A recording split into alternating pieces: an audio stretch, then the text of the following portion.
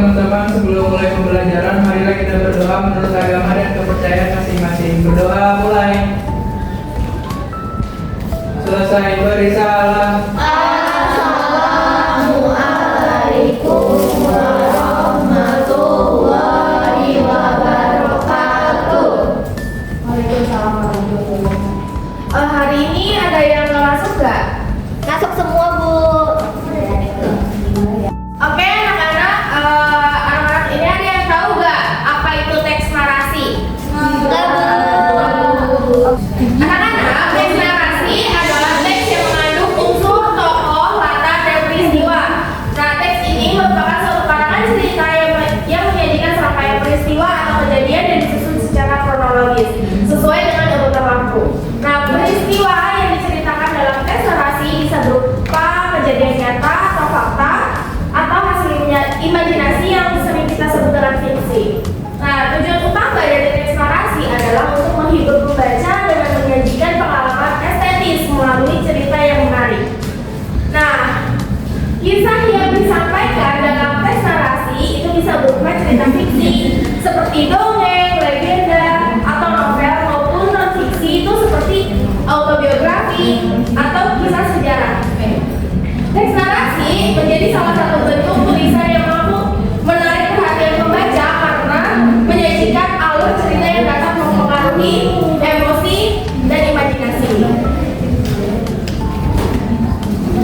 Nah, selanjutnya ada tujuan teks narasi. Tujuan sebuah teks narasi antara lain itu memberikan informasi untuk menambah pengetahuan. Yang kedua itu memberikan wawasan kepada pembaca.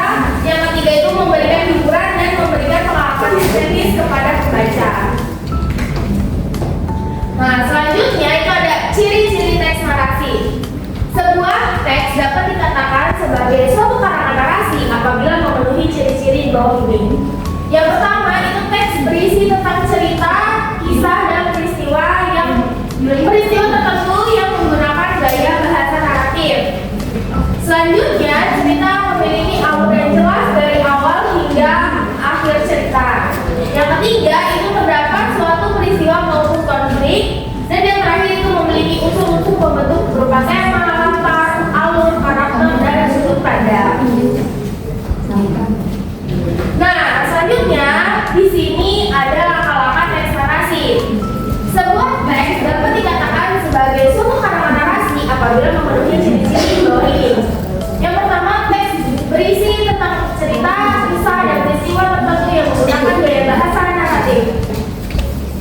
Nah, yang kedua, cerita memiliki alur yang jelas dari awal hingga akhir cerita. Yang ketiga, terdapat suatu peristiwa maupun konflik. Yang keempat, memiliki unsur-unsur pembentuk berupa tema, latar, alur, karakter, dan sudut pandang.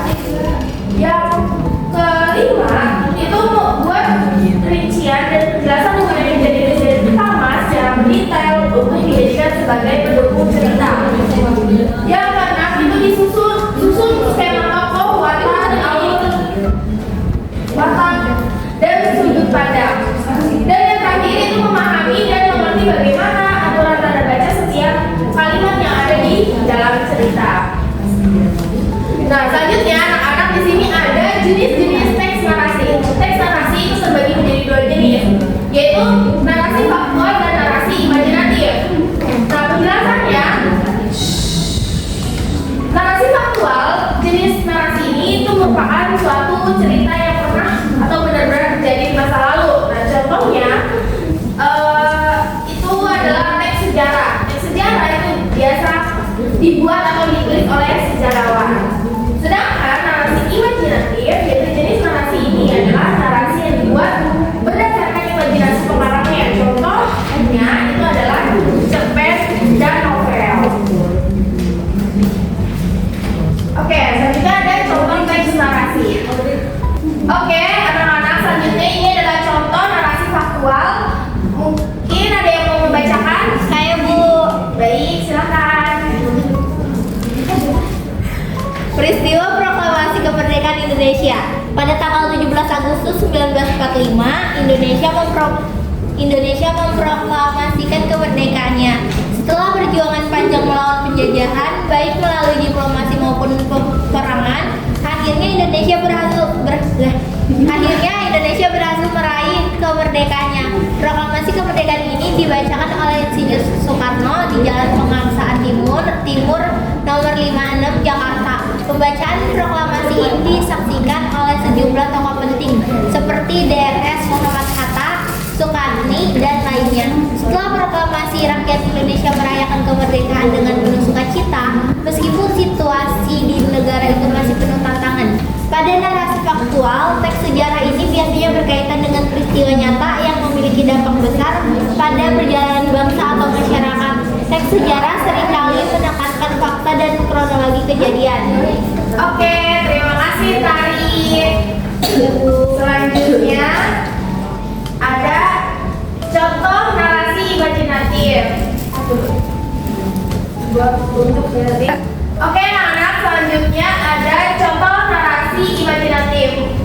Mungkin ada yang mau bacain? Saya Bu. Titi, silakan. Petualangan di hutan ajaib. Pada suatu hari, seorang laki-laki bernama Dimas menemukan sebuah peta pulung di lantai rumah kakeknya.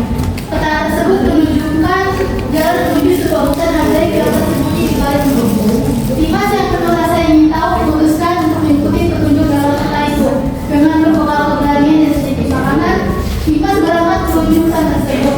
Setibanya di hutan ajaib, Dimas bertemu dengan berbagai makhluk aneh, seperti burung berwarna-warni yang bisa berbicara, pohon-pohon yang bisa bergerak, dan sungai yang airnya berkilau seperti emas. Namun, Dimas segera menyadari bahwa hutan itu juga penuh dengan tantangan. Ia harus memecahkan teka-teki yang diberikan oleh makhluk hutan agar bisa melanjutkan perjalanannya dari paling kurang. Setelah melalui berbagai petualangan seru dan berbahaya, Dimas akhirnya berhasil menemukan jalan keluar dari hutan ajaib dan kembali ke rumah dengan hati penuh kebanggaan atas apa yang telah ia alami. Teks imajinatif pada cerpen lebih cenderung menggali dunia imajinasi dan pengalaman fiksi. Teks ini bisa menyampaikan pelajaran moral atau nilai-nilai kehidupan melalui cerita yang diceritakan oleh penulis. Sudah Bu? Terima kasih Titi. Bu. Oke. Sampai sini anak-anak ada yang ingin ditanyakan? Oke, karena tidak ada, Ibu ada tugas untuk kalian membuat 4 kelompok yang kemarin sudah dibuat ya anak-anak. Ya, Ibu. Oke, ini kelompok 4. Ini kelompok 1. Ini kelompok 3. Ini kelompok 2. Baik anak-anak, Ibu kasih waktu selama 20 menit untuk mengerjakan ya. Ya, Ibu. Oke anak-anak, karena waktunya sudah habis, apakah sudah selesai? Sudah, ya, Bu. Oke, Ibu akan pilih ya untuk perwakilan kelompok yang maju itu 2 kelompok, ada kelompok 4 dan kelompok 1. Untuk silakan maju ke depan membacakan hasil diskusinya. Baik, Bu. Jadi, dari gagasan dan pandangan kelompok 1, yaitu pada kutipan tersebut menunjukkan malasnya seorang kakek karena hidupnya hanya mengandalkan sedekah dari orang lain. Kutipan ini merupakan gagasan mengarah mengkritik orang-orang yang malas bekerja, walaupun kelihatannya ia berlaku soleh dengan menunjukkan menjaga surau. Kalau gagasan dan pandangan dari kelompok 4 adalah kutipan ini merupakan kritikan kepada bangsa Indonesia yang egois dan mementingkan diri sendiri. Padahal manusia di dunia ini tidak dapat berdiri sendiri. Oleh karena itu manusia perlu bekerjasama dan saling membantu. Oke, terima kasih untuk kelompok 1 dan 4. Mari kita kasih tepuk tangan ya anak-anak.